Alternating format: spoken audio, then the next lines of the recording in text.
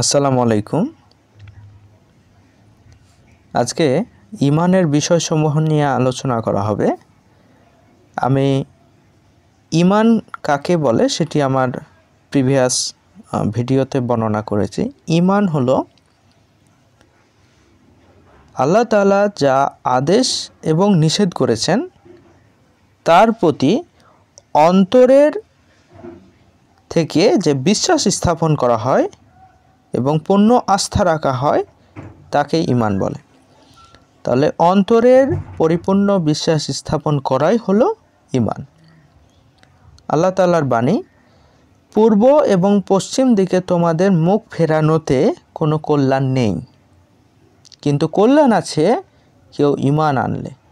আল্লাহ তাআলার ওপর আখিরাত, ফেরেশতাগণ, কিতাবসমূহ ও নবীগণের ওপর ইমান আনলে এবং আল্লাহর মহব্বতে, ভালোবাসাতে, আত্মীয় স্বজন, ইয়াতিম, অভাবগ্রস্ত, মুসাফির, সাহায্য প্রার্থীদের এবং দাসত্ব মোচনের জন্য সম্পদ দান করলে,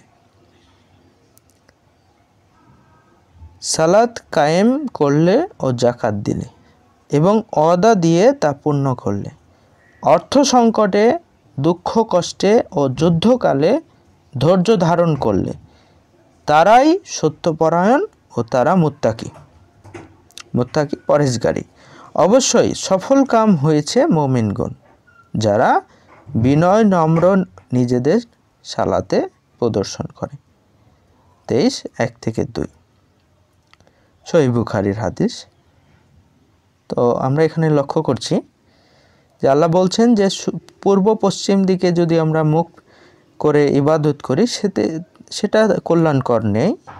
কল্যাণ আছে আল্লাহর ওপর যদি আমরা ঈমান আনি, আখিরাতের উপর বিশ্বাস করি, মৃত্যুর পরে আখিরাত, ফেরেশতাগণ আছেন, আল্লাহর কিতাব সমূহের প্রতি যদি আমরা বিশ্বাস স্থাপন করি,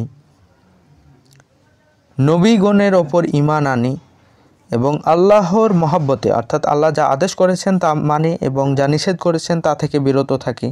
তা আদেশকৃত বিষয়গুলো হলো আত্মীয় স্বজন, ইয়াতিম, অভাবগ্রস্ত, মুসাফির, যাদের সাহায্যের প্রয়োজন তাদের যদি আমরা সাহায্য করি, যারা দাসী তাদেরকে দাসত্ব মোচনের জন্য সম্পদ দান করি, সাথে সাথে আমাদের নামাজ কায়েম করি।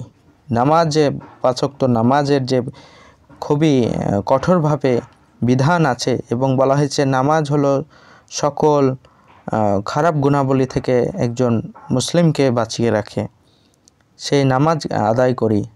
সাথে যদি নেশাব পরিমাণ সম্পদ থাকে তাহলে যাকাত আদায় করি এবং কাউকে যদি কোনো ওয়াদা দিয়ে থাকি তা যেন পূরণ করি। ওয়াদা খেলাপকারীকে মুনাফিক বলা হয়। মুনাফিকের আলামত 4টি, তার মধ্যে ওয়াদা ভঙ্গকারী কিন্তু মুনাফিক। অর্থ সংকটে, দুঃখ কষ্টে ও যুদ্ধকালে ধৈর্য ধারণ করতে হবে।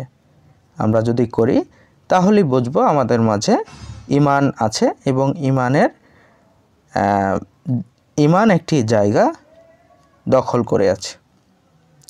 এবং আল্লাহ তাআলা এখান থেকে আমরা বুঝতে হবে যে তারাই হবে সত্যপরায়ণ ও তারাই হবে মুত্তাকি।